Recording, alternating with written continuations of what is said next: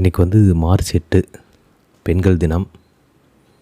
So இந்த நம்ம podcast கேட்டுக்கொண்டு இருக்கிற எல்லா பெண்களுக்கும் என்னுடைய மனமார்ந்த வாழ்த்துக்கள்.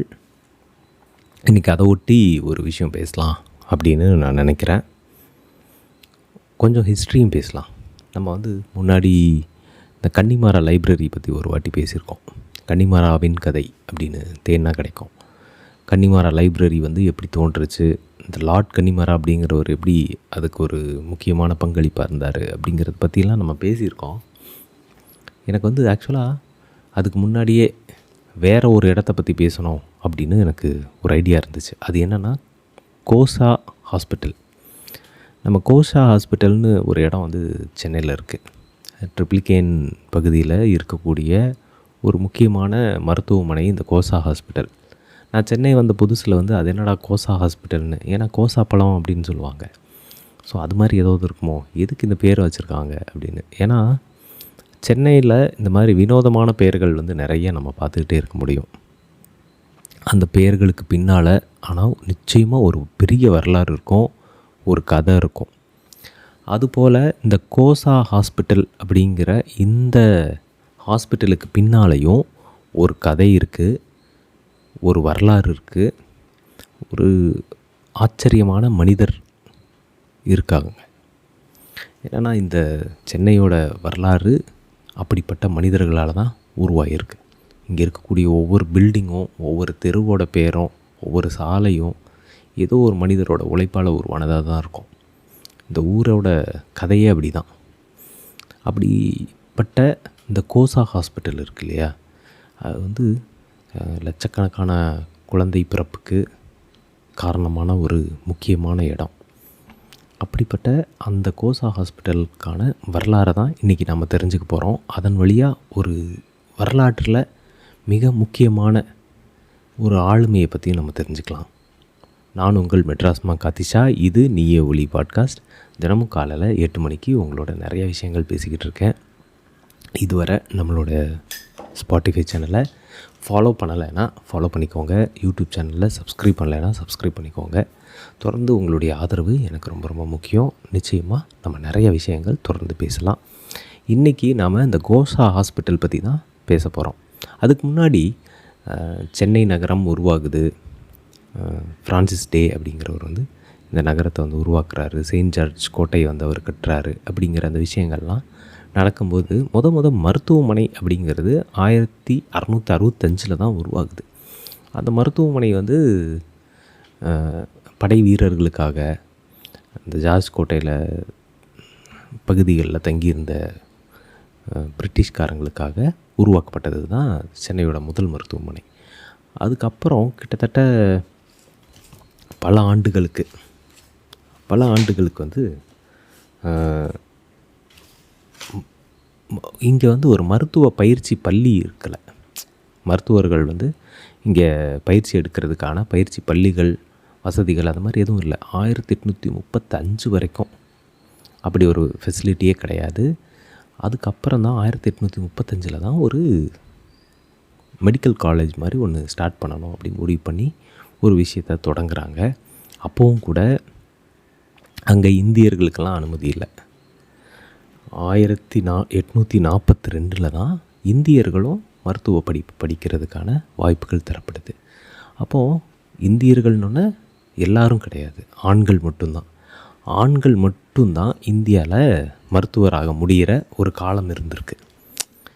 பெண்களாலெல்லாம் மருத்துவக் கல்லூரியில் போய் படிக்க முடியாது. அது இந்திய பெண்கள் மட்டும் இல்லை, பிரிட்டிஷ் பெண்களாக இருந்தாலும் அவங்களாலையும் படிக்க முடியாது. அப்படிங்கிற மாதிரியான ஒரு நிலை தான் அந்த காலத்தில் இருந்துச்சு.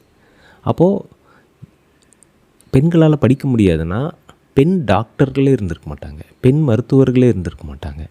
அப்போ பெண்கள்லாம் யாருக்கிட்ட போய் அவங்களுடைய சிகிச்சை எடுத்துப்பாங்க அப்படின்னா ஆண் மருத்துவர்கள்கிட்ட தான் போய் எடுத்துக்க வேண்டியிருக்கும். அதுவும் குறிப்பாக பிரசவம் சார்ந்த, பெண் உடல்நலம் சார்ந்த பிரச்சனைகளுக்கும் அவங்க வந்து ஆண் மருத்துவர்கள்கிட்டே போக வேண்டிய நிர்பந்தம் உருவானப்போ நிறைய பெண்கள் வந்து போகவே மாட்டாங்க. அவங்க யாருமே இந்த மருத்துவர்கள்கிட்ட போக மாட்டாங்க. இதனால் இங்கே வந்து இந்த பிரசவ இறப்பு விகிதம் வந்து ரொம்ப ஜாஸ்தியாக இருந்திருக்கு அந்த டைமில். பிரசவ இறப்பு அப்படிங்கிறது ரொம்ப அதிகமாக இருந்திருக்கு. நிறைய பேர் இந்த டாக்டர்ஸ்கிட்ட போகிறதுக்கு ரொம்ப தயங்கிட்டு, ஆண்கள் அப்படின்னு இருக்காங்க, அதனாலேயே நான் போக மாட்டேன் அப்படின்னு சொல்லி நிறைய பேர் தயங்கிட்டு இருந்திருக்காங்க. அப்போது இதுதான் அந்த 18ஆம் நூற்றாண்டோட மத்திய பகுதியில் இருந்த நிலை. எல்லா பெண்களுக்கு சரியான மருத்துவ வசதிகளே இல்லாத ஒரு காலகட்டம் இருந்திருக்கு தமிழ்நாட்டில். அதுவும் குறிப்பாக சென்னை மாதிரி ஒரு பெரிய நகரத்திலேயே. அப்படின்னா மற்ற ஊர்களை பற்றி வச்சு பாருங்கள். அப்போ வந்து நர்ஸுகள் மட்டும் வருவாங்க. அமெரிக்காவிலேருந்து, ஆஸ்திரேலியாவிலேருந்து, ஐரோப்பாவிலேருந்து இந்த மிஷினரி நர்சஸ் இருப்பாங்க. அவங்க மட்டும் வருவாங்க. அதாவது பெண்கள் வந்து டாக்டராக தான் அனுமதி இல்லை, ஆனால் நர்ஸாக ஆகிக்கலாம். ஸோ அவங்க வந்து நர்ஸாக வந்து வருவாங்க. அவங்க தான் வந்து இவங்களெல்லாம் ஓரளவுக்கு கொஞ்சம் பார்த்துக்கிட்டு இருந்திருக்காங்க. அவங்களுமே இங்கே வந்து எதுக்காக வந்திருக்காங்கன்னா, அவங்களுக்கு வந்து கிறிஸ்துவ மதத்தை பரப்புறது தான் அவங்களுடைய முதன்மையான நோக்கமாக இருக்கும். ஸோ கூடவே அவங்க வந்து இந்த மருத்துவ விஷயங்களையும் அவங்க அங்கே வந்து செஞ்சுக்கிட்டு இருந்திருக்காங்க. இப்படிப்பட்ட ஒரு காலகட்டத்தில் தான் மேரி ஆன் டகாம்ப் சார்லீப், மேரி ஆன்னு நம்ம ஷார்ட்டாக வச்சுக்கலாம். மேரி ஆன் அப்படிங்கிற ஒரு பெண் இங்கிலாந்துலேருந்து இந்தியாவுக்கு வராங்க. 18 வயசில் 1865 ஒரு வக்கீல் ஒருத்தர் அவரை கல்யாணம் பண்ணி, வில்லியம் மேசன் அப்படிங்கிற ஒரு வக்கீலை கல்யாணம் பண்ணிக்கிட்டு இந்தியாவுக்கு அவர் கூட வர்றாங்க. வந்தவங்க வந்து அந்த வில்லியம் மேசன் சக்கர்லிப் அப்படிங்கிறவர் வந்து ரொம்ப ஒரு முக்கியமான ஒரு அட்வொகேட்டாக மெட்ராஸில் இருக்கார். இவங்க வந்து வீட்டில் தான் இருக்காங்க. இவங்களுக்கு வந்து நிறைய கட்டுரைகள் வாசிக்கிறது, பத்திரிகைகள் படிக்கிறது தான் அவங்களுக்கு இருந்த ஒரே என்டர்டெயின்மெண்ட்டு. அப்படி இருக்கும்போது அவங்க வந்து ஒரு கட்டுரை படிக்கிறாங்க. அப்போ இருந்த ஒரு முக்கியமான ஒரு மருத்துவர் ஒரு கட்டுரை எழுதுகிறாரு. இந்தியாவில் இருக்கக்கூடிய பெண்கள் வந்து மருத்துவமனைகளுக்கு வரதில்லை, மருத்துவ உதவிகளை நாடுறதில்லை, மருத்துவ வசதிகள் இல்லை அவங்களுக்கு. ஏன்னா அது காரணம், இது முழுக்க முழுக்க ஆண்களால் மட்டும் நடத்தப்படுற ஒரு மருத்துவ விஷயமாக இருக்குது. அதனால் பெண்களுக்கு வந்து உரிய மருத்துவ உதவிகள் கிடைக்காம நிறைய பேர் செத்து போகிறாங்க. பிரசவ பிரச்சனைகளால் செத்து போகிறவங்க எண்ணிக்கை வந்து ரொம்ப அதிகமாக இருக்குது அப்படின்னு ரொம்ப வருத்தப்பட்டு எழுதுகிறாரு. அதை படிக்கிற அந்த மேரியானுக்கு வந்து ரொம்ப வருத்தமாக இருக்குது. இந்த பிரசவத்தில் இறந்து போகிற பெண்கள், பிரசவத்துக்கு பிறகு இறந்து போகிற பெண்கள் அப்படின்ற இந்த விஷயம் வந்து அவங்கள ரொம்ப தாக்குது. உடனே அவங்க என்ன பண்ணுறாங்க, தன்னுடைய ஃப்ரீ டைம்லலாம் வந்து பக்கத்தில் இருக்கக்கூடிய அந்த அரசு மருத்துவமனைக்கு போய் பார்க்குறாங்க. அங்கே பெண்கள் வந்து எப்படியெல்லாம் பிரச்சனைகளுக்கு ஆளாகிறாங்க, பெண்களுக்கான மருத்துவ உபகரணங்கள் இருக்குல்ல, அது கூட ஆண்களுக்கான உபகரணங்கள் தான் பயன்படுத்துகிறாங்க. ஏன்னா பெண்களுக்குன்னு பிரத்யேகமான மருத்துவ கல்வி கூட கிடையாது அன்றைக்கி இருந்த காலகட்டத்தில். ஏன்னா மருத்துவ கல்வியை உருவாக்குறவங்க எல்லாருமே பெண்களாக இருக்காங்க, ஆண்களாக இருக்காங்க. மருத்துவ உபகரணங்கள் கூட ஆண்களுக்காக தான் தயாரிக்கப்படுது. அப்படி இருக்கும்போது அதையே தான் பெண்களுக்கும் பயன்படுத்த வேண்டிய ஒரு காலம் அன்றைக்கி வந்து இருந்திருக்கு. அப்போது இந்த மேரியான் அப்படிங்கிறவங்க என்ன பண்ணுறாங்க, இதை மாற்றணும் அப்படின்னு அவங்க விரும்புகிறாங்க. ஆனால் அவங்களுக்கு எப்படி இதை மாற்றுறதுன்னு தெரியல. தன்னுடைய கணவர்கிட்ட வந்து பெரும்பாலும் புலம்பிக்கிட்டே இருக்காங்க. இந்த மாதிரி பெண்கள்லாம் பாவம் பிரசவத்தில் செத்து போகிறாங்க, ரொம்ப கஷ்டப்படுறாங்க, இதை வந்து நம்ம எப்படியாவது ஹெல்ப் பண்ணணும், அவங்களுக்கு என்னவாவது வழியில் நம்ம உதவணும் அப்படின்னு நினைக்கிறாங்க. அதே மாதிரி நிறைய பேர் ரொம்ப உடம்பு சரியில்லாதவங்க கூட பெண்கள் வந்து மருத்துவமனைக்கு போக தயங்குறவங்களாக இருக்காங்க. இவங்க போய் அவங்கள மருத்துவமனைக்கு போங்கன்னு சொல்கிறாங்க, அவங்க போக மாட்டேங்கிறாங்க. அங்கே போனால் ஒரு ஆம்பளை இருப்பான், நான் அவங்ககிட்ட போய் எப்படி சிகிச்சை எடுத்துக்கிறது அப்படின்னு அவங்க ஃபீல் பண்ணுறாங்க. இப்போது இப்படியே போகுது, காலம் வந்து போய்கிட்டே இருக்குது. இவங்களால ஒரு கட்டத்துக்கு மேலே இதை ஏற்றுக்க முடியல. கணவனோட பேசிக்கிட்டே இருக்காங்க. பேசும்போது கணவர் வந்து மெட்ராஸ் மெடிக்கல் காலேஜ், அங்கே வந்து எட்வர்ட் அப்படின்னு ஒரு மருத்துவர் இருக்கார், அவரோட நண்பர். அவர்கிட்ட இதை பற்றி சொல்லும்போது அப்போ அவர் என்ன ஒரு ஆப்ஷன் கொடுக்குறாருன்னா, பேசாமல் இங்கே வந்து படிக்க சொல்லுங்கள், அவங்களே பேசாமல் ஒரு டாக்டர் ஆகிட சொல்லுங்கள். ஆனால் நல்லது தானே, பெண்களுக்கான மருத்துவத்தை ஒரு பெண்ணே கொடுக்கும்போது நல்லாயிருக்கும் அப்படின்னு அந்த எட்வர்டுன்றவர் வந்து சஜஸ்ட் பண்ணுறாரு. அது வரைக்கும் மெட்ராஸ் மெடிக்கல் காலேஜில் பெண்கள் யாருமே படித்ததில்லை. அப்போ முதல் முறையாக மேரியான் வந்து போய் அங்கே படிக்கிறாங்க. அவங்க தான் அங்கே வந்து முதல் பெண் ஸ்டூடெண்ட்டாக இருக்காங்க. அவங்க வந்து அங்கே போய் படிக்கிறதுக்காக அங்கே போகிறாங்க. அவங்களுக்கு எடுத்தோடனேயுமே எம்பிபிஎஸ் மாதிரி படிப்பு வந்து கொடுத்துடல. அப்போ எட்வர்ட் வந்து என்ன சொல்கிறாரு, நீங்கள் வந்து இங்கே 3 வருஷத்துக்கு நர்ஸாக வேலை செய்யணும். நர்ஸாக வேலை செஞ்சுட்டு அதுக்கப்புறம் கூடவே நீங்கள் ஒரு டிப்ளமோ படிப்பு தான் படிக்க முடியும் அப்படின்னு அவர் சொல்கிறாரு. அப்போ இவங்க வந்து அதை ஒத்துக்கிறாங்க. ஆனால் என்னென்னா இதில் ஒரு சிக்கல் இருக்குது. இப்போ 10 வருஷம் ஆயிடுச்சு கல்யாணம் ஆகி. 1865 கல்யாணம் ஆனவங்க. அப்போ அவங்களுக்கு வயசு 18. இப்போ வந்து 10 வருஷம் ஆயிடுச்சு. 3 குழந்தைங்க பெற்றுட்டாங்க. 3 பேரும் ஓரளவுக்கு பெரிய பெரிய பசங்களாகிட்டாங்க. பெரிய பசங்கன்னா ஒரு 5 வயசு 6 வயசு அந்த ரேஞ்சில் இருக்க பசங்களாக இருக்காங்க. அவங்கள எந்நேரமும் இவங்க பார்த்துக்க வேண்டிய ஒரு பொறுப்பு இருக்குது அவங்களுக்கு. இப்போ முழு நேர நர்ஸாகவும் இவங்க வேலை செய்யணும், குழந்தைங்களையும் பார்த்துக்கணும், கூடவே மருத்துவ கல்வியும் படிக்கணும் அப்படிங்கிற ஒரு பெரிய சேலஞ்ச் வருது. அப்போது அந்த காலகட்டத்தில் வந்து இந்த பிரிட்டிஷ் பெண்களுக்கு வந்து ரொம்ப சொகுசான ஒரு வாழ்க்கை வந்து இந்தியாவில் கிடைக்கிது. அவங்க வந்து இவ்வளோ கஷ்டம்லாம் பட தேவையில்லை. அவங்களுக்கு வீட்டு வேலை செய்கிறதுலேருந்து தோட்ட வேலை செய்கிறதுலேருந்து எல்லாத்துக்கும் அங்கே வந்து நிறைய ஆட்கள் வந்து எப்போவுமே இருப்பாங்க.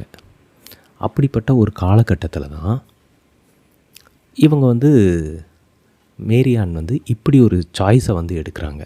அவங்க நினச்சிருந்தா சௌகரியமான ஒரு வாழ்க்கையை வாழ்ந்துருக்க முடியும். ஆனால் அவங்க வந்து இல்லை, நான் இந்த சமூகத்தில் ஒரு மாற்றத்தை உருவாக்கணும் அப்படின்னு நினச்சி ஒரு பெரிய ஒரு 1 லீப் ஃபார்வர்டுன்ற மாதிரி ஒரு விஷயத்தை வந்து அவங்க பண்ணுறாங்க. அப்படி தான் அவங்க வந்து மருத்துவக் கல்லூரிக்குள்ளே ஒரு நர்ஸாக நுழையிறாங்க. நுழைஞ்சு கிட்டத்தட்ட 3 வருஷம் நர்ஸாகவும் வேலை பார்த்துட்டு படிச்சுட்டு குழந்தைங்களையும் குடும்பத்தையும் பார்த்துக்கிட்டு அவங்க வந்து அந்த டிப்ளமோ படிப்பை வந்து முடிக்கிறாங்க. முடித்ததுக்கப்புறம் அவங்க வந்து உடனே டாக்டர் ஆகிட முடியாது அப்படிங்கிறதையும் தெரிஞ்சுக்கிறாங்க. அப்போது ஆனால் பெண்களுக்கு ஓரளவுக்கு மருத்துவம் பார்க்கக்கூடிய ஒரு தொடக்கநிலை மருத்துவராக அவங்க செயல்பட ஆரம்பிக்கிறாங்க. அப்போ அவங்களுக்கு தோணுது, நம்ம வந்து இப்படியே இருந்தால் பத்தாது, எம்பிபிஎஸ் மாதிரி ஒரு படிப்பை முடிக்கணும் அப்படின்னு விரும்புகிறாங்க. ஆனால் அதுக்கான வாய்ப்பு இந்தியாவில் அவங்களுக்கு இல்லை. அப்போ லண்டன் போக வேண்டியிருக்கு. ஏன்னா லண்டனில் அன்றைக்கி வந்து ராயல் லண்டன் மருத்துவமனை அப்படின்னு ஒரு இது வந்து இருக்குது, மருத்துவக் கல்லூரி அப்படின்னு ஒன்று இருக்குது. அது வந்து எலிசபெத் ஆண்டர்சன் அப்படிங்கிறவங்க வந்து அப்போ நடத்திக்கிட்டு இருக்காங்க. அவங்களோட அந்த எலிசபெத் ஆண்டர்சன் இருக்காங்க இல்லையா, அவங்க வந்து அவங்களுடைய லட்சியம் என்னவாக இருக்குன்னா, பெண்களை வந்து மருத்துவர்களாக்கி உலகத்துக்கு கொடுப்பது. ஏன் அப்படின்னா அன்றைக்கி பெண் மருத்துவர்களே இல்லை. லண்டனில் இருந்த மருத்துவக் கல்லூரிகளில் கூட பெண்களை வந்து சேர்த்துக்க மாட்டாங்க அப்படிங்கிற நிலமை இருந்துச்சு. அப்போது எலிசபெத் ஆண்டர்சன் வந்து அதை மாற்றணும் அப்படின்னு முடிவு பண்ணி அவங்களே ஒரு டாக்டர் தான், அவங்க வந்து ஒரு மருத்துவக் கல்லூரியை வந்து உருவாக்குறாங்க. அதை பற்றி கேள்விப்படுற மேரி ஆன் வந்து நம்ம வந்து அங்கே போய் எலிசபெத் ஆண்டர்சனோட காலேஜில் படிப்போம் அப்படின்னு முடிவு பண்ணிட்டு போய் தன் கணவன்கிட்ட கேட்குறாங்க, நான் வந்து லண்டன் திரும்பி போகிறேன், போய் படிச்சுட்டு வரேன் அப்படிங்கும்போது அவர் விடமாட்டேன்றாரு. பசங்கள்லாம் வளர்ந்து நின்றுட்டுருக்கானுங்க, நீ இந்த நேரத்தில் கிளம்பி போகிற, அதெல்லாம் ஒன்றும் தேவையில்லை, நீ படித்த வரைக்கும் போதும், அதை வச்சு ஏதோ ஒன்று மருத்துவத்தை பார்த்துட்டு இரு அப்படின்னு அவங்கள வந்து சொல்கிறாரு. அவர் வந்து சொல்கிறதுக்கான காரணம் என்னென்னா, குழந்தைங்கள்லாம் இருக்காங்க, இவங்களெல்லாம் விட்டுட்டு நீ மட்டும் எப்படி லண்டன் போய் படிச்சுட்ருப்ப 4 வருஷம் 5 வருஷம் அப்படின்னு. ஆனால் அவங்க ரொம்ப ஸ்டப்பனாக இருந்திருக்காங்க. இதுதான் என் லைஃபு, இதுதான் என் அடையாளம், இதுதான் என் வாழ்க்கை, நான் இதை தான் செய்ய போகிறேன் அப்படிங்கிறதுல உறுதியாக இருந்திருக்காங்க. அப்போது அவங்கள கன்வின்ஸ் பண்ணவே முடியல ஹஸ்பண்டால். அவங்க லண்டனுக்கு கப்பல் ஏறிட்டாங்க. 1875 கப்பல் ஏறி அவங்க வந்து லண்டனுக்கு போகிறாங்க. லண்டனில் போய் அந்த எலிசபெத் ஆண்டர்சனை மீட் பண்ணுறாங்க. எலிசபெத் ஆண்டர்சன் வந்து அவங்கள மேலும் கீழும் பார்க்குறாங்க, யாருமா நீ அப்படின்னு. ஏன்னா அவங்க பார்க்குறக்கு வந்து ரொம்ப ரொம்ப மெலிஞ்சு ஒரு நோயாளி மாதிரி இருக்காங்க. ஏன்னா 3-4 வருஷம் அப்படிப்பட்ட வேலை அந்த இதில் ஹாஸ்பிட்டலில் நர்ஸாக அப்படி வேலை பார்த்துருக்காங்க. ஒரு பக்கம் குடும்பத்தை கவனிச்சுக்கணும், படிக்கணும் அப்படின்னு. இது எல்லாத்தையும் தாண்டி இந்தியாவோட தட்பவெப்பநிலை வந்து அவங்கள ரொம்ப பாதிக்குது. ஏன்னா இங்கிலாந்தில் பிறந்து வளர்ந்த ஒரு பொண்ணு இந்தியாவில் வந்து இருக்காங்க, அவங்களுக்கு ஃபுட்டு செட் ஆகலை, அது இதுன்னு அவங்களோட உடல் நலம் வந்து ரொம்ப உடல் நலம் இல்லை, அவங்க உடல் ரொம்ப மெலிஞ்சிருக்காங்க. அவங்கள பார்க்கும்போது இவங்களால் டாக்டராக செயல்பட முடியுமா, இவங்களால் படிக்க முடியுமா அப்படின்ற சந்தேகம் வருது எலிசபெத் ஆண்டர்சனுக்கு. அவங்க வந்து கேட்குறாங்க, உனக்கு எப்படிம்மா நான் சீட் கொடுக்குறது, நீ பார்க்கவே ரொம்ப பரிதாபமாக இருக்க, நீ வேணா திரும்பி போயிடு அப்படிங்கிறாங்க. இல்லை அதெல்லாம் போக முடியாது, என்னோடய உடம்பை வச்சு நீங்கள் எதையும் இது பண்ணாதீங்க, கணக்கு பண்ணாதீங்க, நான் வந்து நிச்சயமாக நல்லா செயல்படுவேன், எனக்கு ஒரு வாய்ப்பு கொடுங்கன்னு நிற்கிறாங்க. அப்போ எலிசபெத் ஆண்டர்சன் வந்து ரொம்ப தயக்கத்தோடு இவங்களுக்கு வந்து ஒரு சீட்டு கொடுக்குறாங்க. 4 வருஷம் ராத்திரி பகலாக உட்காந்து படிக்கிறாங்க. அந்த அம்மா ராத்திரி பகலாக ப்ராக்டிஸ் பண்ணுறாங்க, மெடிசன் ப்ராக்டிஸ் பண்ணி அவங்க வந்து 1881 நினைக்கிறேன் அப்போது அவங்க வந்து முடிச்சிடுறாங்க, தன்னுடைய படிப்பை முடிக்கிறாங்க. எப்படின்னா கோல்டு மெடல் வாங்கி அவங்க தான் டாப் ஆஃப் த காலேஜ் மாதிரி தேர்ச்சி அடைஞ்சு ஜெயிக்கிறாங்க. அப்போ இவங்களுடைய இந்த வெற்றி இருக்கு இல்லையா, இது வந்து பரவலாக இங்கிலாந்து முழுக்க பேசப்படுது. அப்போது இங்கிலாந்து மகாராணி, அந்த விக்டோரியா மகாராணி வந்து கேள்விப்பட்டு, மேரியான் பற்றி கேள்விப்பட்டு அந்த பொண்ணை வர சொல்லுங்கள் அப்படின்னு சொல்லி கூப்பிட்றாங்க. கூப்பிட்டு மேரியான்கிட்ட இந்தியாவில் இருக்கக்கூடிய நிலவரம் என்ன, குறிப்பாக மருத்துவம், பெண்களுக்கான மருத்துவம் எப்படி இருக்குது என்ன ஏதுன்னு விசாரிக்கும்போது, அந்த வாய்ப்பை வந்து விட்டுறக்கூடாது அப்படின்னு அந்த அம்மா வந்து அவங்களுக்குன்னு எதுவும் கேட்கல, எனக்கு வந்து அங்கே ஒரு ஹாஸ்பிட்டல் ஆரம்பிக்கணும், அதுக்கு நீங்கள் ஹெல்ப் பண்ணணும், அனுமதி கொடுக்கணும் அப்படின்னு கேட்குறாங்க. கேட்கவும் விக்டோரியா மகாராணி அதுக்கு சம்மதம் கொடுக்குறாங்க. சரி, நீங்கள் தாராளமாக ஆரம்பிச்சுக்கலாம், ஒரு ஹாஸ்பிட்டல் நீங்கள் தொடங்கிக்கலாம் அப்படின்னோடனே உடனே திரும்பி வராங்க.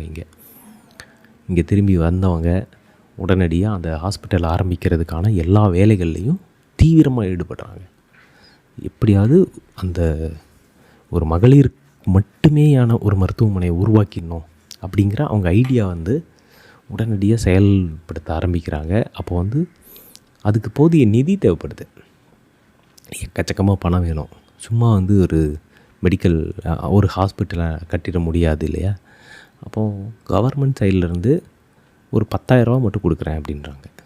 ஸோ 10,000 நமக்கு இன்றைக்கி அது ரொம்ப சின்ன பணமாக இருக்கலாம், ஒரு 200 வருஷம் முன்னாடி அது ரொம்ப பெரிய பணம். ஒரு 10,000 மட்டும் தரேன், அப்புறம் நிலம் தரோம் அப்படின்ற மாதிரி அவங்க சொல்கிறாங்க. அப்போது அது பத்தாது அப்படின்னு அவங்க ஃபீல் பண்ணுறாங்க. இது மட்டும் வச்சுட்டு எப்படி பண்ணுறது அப்படிங்கும்போது தமிழ்நாட்டில் இருந்த முக்கியமான ஆளுமைகள், தமிழ்நாட்டு ஆளுமைகள் அவங்க எல்லாரையும் கூப்பிட்டு ஒரு கூட்டம் நடத்துகிறாங்க. அந்த கூட்டத்தில் வந்து அவங்க எனக்கு வந்து நிதி உதவி கொடுங்க அப்படின்னு கோரிக்கை வைக்கிறாங்க. அப்போது வந்து வேங்கடகிரி மகாராஜா, விஜயநகர அரசர், அப்புறம் கஸ்தூரி பாஷ்யம் ஐயங்கார் அப்படின்னு நிறைய பேர் அதில் வந்து கலந்துக்கிறாங்க. நிறைய முக்கியமான ஆளுமைகள் எல்லாம் கலந்துக்கிறாங்க. அவங்கெல்லாம் சேர்ந்து ஒரு நிதி திரட்டி 70,000 ரூபாய் கொடுக்குறாங்க இந்த மாதிரி ஒரு ஹாஸ்பிட்டல் ஆரம்பிக்கிறதுக்காக. அவங்க வந்து ரொம்ப சந்தோஷப்படுறாங்க. மேரியான் உடனடியாக வேலையை தொடங்கி அவங்க வந்து தொடர்ச்சியாக அந்த மருத்துவமனையை உருவாக்கி அடுத்த 3 ஆண்டுகளில் அவங்க வந்து பல பெண் மருத்துவர்களையும் உருவாக்குறாங்க. அவங்க வந்து நிறைய பெண் மருத்துவர்களையும் தொடர்ச்சியாக உருவாக்க ஆரம்பிக்கிறாங்க. அப்படி அவங்க தொடர்ச்சியாக செயல்படும் போது தான் தன்னுடைய படிப்பு பத்தலை, பெண் மருத்துவம் சார்ந்த தன்னுடைய கல்வி பத்த மாட்டேங்குது, இன்னும் இந்த பெண் மருத்துவத்திலேயே நிறைய மாற்றங்களை உருவாக்க வேண்டிய அவசியம் இருக்குது அப்படிங்கிறதையும் அவங்க புரிஞ்சுக்கிறாங்க. ஏன்னா இந்த ஒட்டுமொத்த மருத்துவ எக்கோசிஸ்டம் மொத்தமுமே ஆண்களை பேஸ் பண்ணி இருக்குது. அப்போ இதை மொத்தத்தையும் நம்ம திருத்தி எழுதணும் அப்படின்னு அவங்க முடிவு பண்ணிவிட்டு மறுபடியும் மேல் படிப்புக்காக 1887 திரும்பி போகிறாங்க. தொடர்ச்சியாக படிக்கிறாங்க. தொடர்ச்சியாக இந்த விஷயத்தை முன் வச்சு அவங்க பேசிக்கிட்டே இருக்காங்க.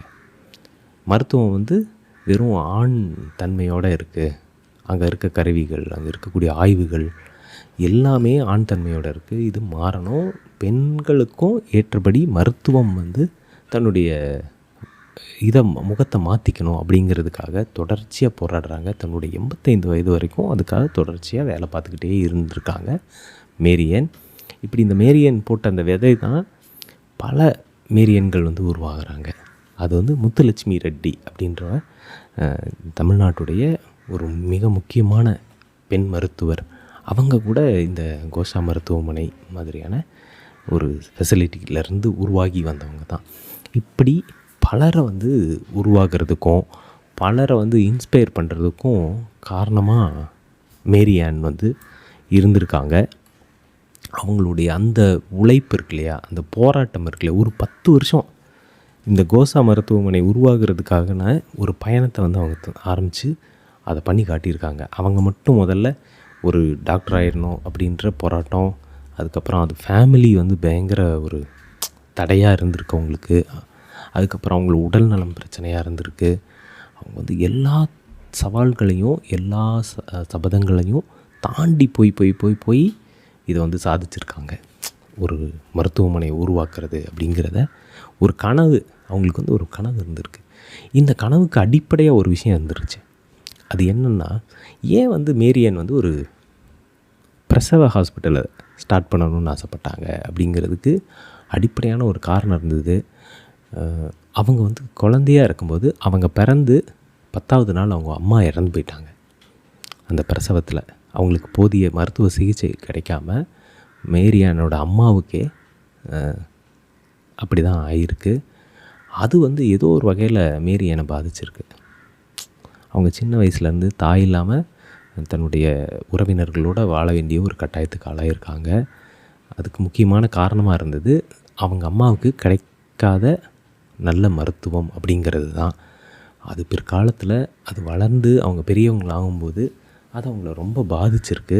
அந்த பாதிப்பு அவங்கள வந்து ஒரு மருத்துவமனையவே, பெண்களுக்கான மருத்துவமனையை உருவாக்குற அளவுக்கு அவங்கள வந்து வளர்த்து எடுத்திருக்கு. அப்புறம் இந்த கோஷா மருத்துவமனைன்ற பேர் வந்து எப்படி உருவாச்சு அப்படிங்கிறது என்னென்னா, அன்றைக்கி வந்து இந்த ஹாஸ்பிட்டலோட அந்த ஹாஸ்பிட்டலோட பேர் கஸ்தூரிபா காந்தி மருத்துவமனை தான்.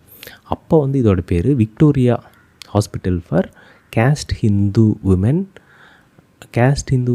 அண்ட் கோஷா விமென் அப்படிங்கிறது. இந்த கோஷா உமன் அப்படிங்கிறது யாருன்னா முஸ்லீம் பெண்கள். அவங்க வந்து இந்த கோஷா அப்படிங்கிற அந்த பர்தா மாதிரியான ஒரு விஷயம் அணிஞ்சிருப்பாங்க இல்லையா, அவங்களுக்கும் இந்து பெண்களுக்குமான மருத்துவமனை அப்படின்னு தான் முதல்ல இதுக்கு பேரை சூட்டப்பட்டிருக்கு. ஏன் அப்படின்னா, இன்னும் சொல்லப்போனால் அன்னைக்கு இஸ்லாமிய சமூகத்தில் இருந்தவங்க முழுக்க மருத்துவமனைக்கு போகாத ஒரு நிலை இருந்திருக்கு. அதுவும் தான் மேரி ஆனை வந்து ரொம்ப பாதிச்சிருக்கு. ஏன்னா அவங்க வந்து ரொம்ப ஆர்த்தடாக்ஸாக இருந்திருக்காங்க அப்போ இருந்த முஸ்லீம் மக்கள். ஸோ அவங்களுக்கு நேரடியாக உதவி செய்யணுன்னா ஒரே வழி தான் இருக்குது. அவங்கள வந்து நீங்கள் ஒரு ஆண் இருக்கிற மருத்துவமனைக்கு கூட்டிகிட்டே வர முடியாது அப்படிங்கிற ஒரு நிலை இருந்திருக்கு. அப்போது நமக்கு வந்து ஒரு பெண் இருந்தாங்கன்னா அவங்க அக்செப்ட் பண்ணிப்பாங்க ஒரு ஹாஸ்பிட்டலில் அப்படிங்கிறத தெரிஞ்சுக்கிட்டு, அந்த பெண்கள் கட்டாயம் மருத்துவ உதவிகள் அவங்களுக்கு கிடைக்கணும் அப்படிங்கிறதுனால தான் இந்த ஹாஸ்பிட்டலே உருவாக்கப்பட்டிருக்கு. இந்த ஹாஸ்பிட்டல் உருவாக்குனதுக்கு பிறகு பெருவாரியான முஸ்லீம் பெண்கள் அங்கே போக ஆரம்பிச்சிருக்காங்க. அதனாலேயே இந்த ஹாஸ்பிட்டலுக்கு கோஷா, ஏன்னா அந்த கோஷா அணிஞ்ச பெண்கள் வந்து பெருவாரியாக போக ஆரம்பிக்க இதுக்கு பேரே அப்புறம் கோஷா ஹாஸ்பிட்டல் அப்படிங்கிறது நிலச்சிருச்சு. ஸோ இதுதான் இந்த மேரி ஆன் கோஷா ஹாஸ்பிட்டலில் உருவாக்கின கதை. மேரி ஆனுக்கு பர்சனலாக நடந்த ஒரு விஷயம் அப்படிங்கிறது, ஒரு பர்சனலாக நடந்த ஒரு துயரம் அப்படிங்கிறது அவங்கள வந்து எப்படி ஒரு மிகப்பெரிய ஒரு தேடலுக்கு உட்படுத்தி அவங்க வந்து இந்த மருத்துவ உலகத்தையே வேறு ஒரு பார்வையில் அணுகணும் அப்படிங்கிற ஒரு சிந்தனையும் அவங்களுக்கு உருவாக்குச்சு அப்படிங்கிறது தான் இந்த விஷயத்துலேருந்து நான் பார்த்து தெரிஞ்சுக்கிட்டது. ரொம்ப நல்ல ஒரு ஆளுமையாக இருக்காங்க அவங்க மேரி ஆன். அவங்க ஒரு பெண்ணோட வெற்றி அப்படிங்கிறது இருக்குல்ல, அது வந்து ஒரு பெண்ணோட வெற்றியாக எப்போவுமே இருக்கிறதில்ல. அது வந்து பல பெண்களுடைய வெற்றியாக இருக்குது, பல பெண்களுடைய வெற்றிக்கான துவக்கமாக இருக்குது அப்படிங்கிறது மேரி ஆனோட பற்றி படிக்கும்போது எனக்கு ஃபீல் ஆச்சு. அதுவும் இல்லாமல் இந்த கல்வி அப்படிங்கிறது, ஒரு பெண்ணுக்கு கிடைக்கக்கூடிய கல்வி அப்படிங்கிறது, அது வந்து பல லட்சம் பெண்களுடைய வாழ்க்கையவே மாற்றக்கூடிய ஒன்றாகவும் பல நேரங்களில் இருக்குது.